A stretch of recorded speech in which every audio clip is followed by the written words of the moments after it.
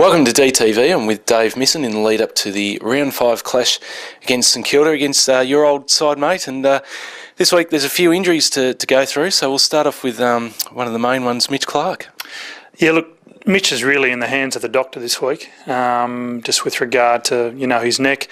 Obviously there was no fractures, which, he went to hospital to be investigated, which was good. Suffered a mild concussion. And really, he's got a couple of boxes he's got to tick before we clear him to play this week. He's recovered pretty well. We're pretty happy with how he's going, but essentially it's going to be the doc's call. Liam Jarrah's one who's going to be in the mix to come back for Casey this week. How's he tracking? Yeah, look, he's put a good couple of weeks together, Liam. Probably his best couple of weeks since after Christmas. But yeah, we'll just assess him, I think, on Friday and see, how he's going and whether we think he's done enough training to warrant sort of having a game. Look, if it's not this week, it'll definitely be next week. But, he's still a big chance to play. Steph Martin's had a bit of an up and down start with injury this year with a hip. How's he tracking for this round? Yeah, look, he jarred his hip in the Richmond game. Obviously missed the West Coast game. Jarred his hip in the Brisbane game. Missed West Coast, played Richmond, but he's got to put a good week on the track together. Signs are good. So again, he'll be a decision for the match committee on Friday. How's the former skipper's finger, Brad Green? Yeah, pretty good. We're happy with the operation. He'll start running tomorrow. And it's really just a matter of letting that finger heal. Gets a wire taken out of it, I think, next week. But the best thing about a finger injury, if there can be a best thing, is that he won't miss a lot of running. Geordie Gisbert's, he's missed a few weeks. How far away is he?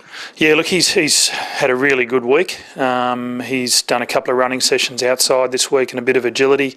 So look, we're actually hoping that he may end up playing next week. Do some training later in the week this week, and then train with the group next week and play. But he's been very good. Done a lot of extra work in the gym, and really worked on his strength while he's been off on that ankle.